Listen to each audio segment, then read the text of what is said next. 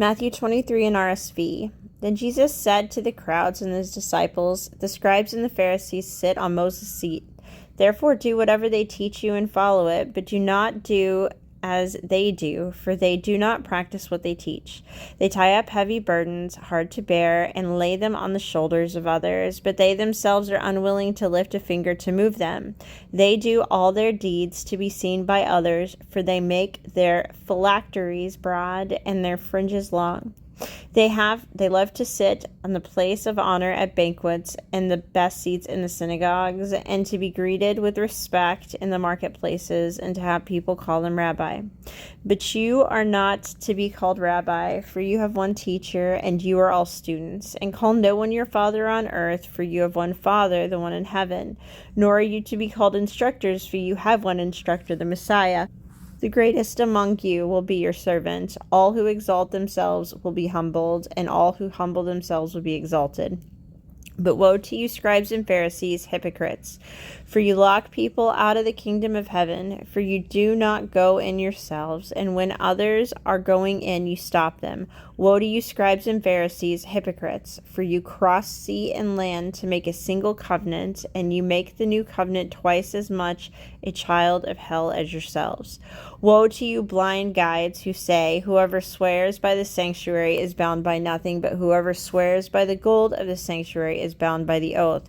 You blind fools! For which is greater, the gold or the sanctuary that has made the gold sacred? And you will say, "Whoever swears by the altar is bound by nothing, but whoever swears by the gift that is on the altar is bound by the oath." How blind you are!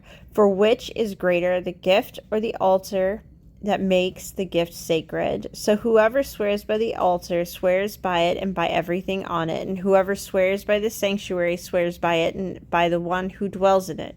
And whoever swears by heaven swears by the throne of God and by the one who is seated upon it.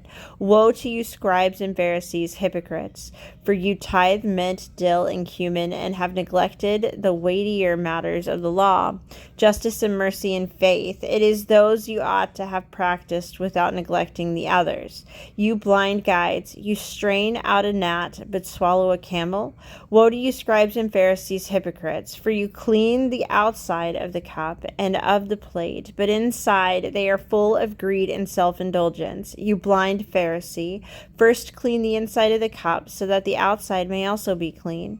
Woe to you, scribes and Pharisees, hypocrites! For you are like whitewashed tombs, which are on the outside look beautiful, but inside they are full of bones and of the dead and all kinds of filth. So you also on the outside look righteous to others, but inside you are full of hypocrisy and lawlessness. Woe to you, scribes and Pharisees, hypocrites! For you build the tombs of the prophets and decorate the graves of the righteous, and you say, "If we had lived in the day of our ancestors, we would not have taken part with them in shedding the blood of the prophets." Thus you testify against yourselves that you are descendants of those who murdered the prophets. Fill up, then, the measure of your ancestors. You snakes, you brood of vipers! How can you escape being sentenced to hell?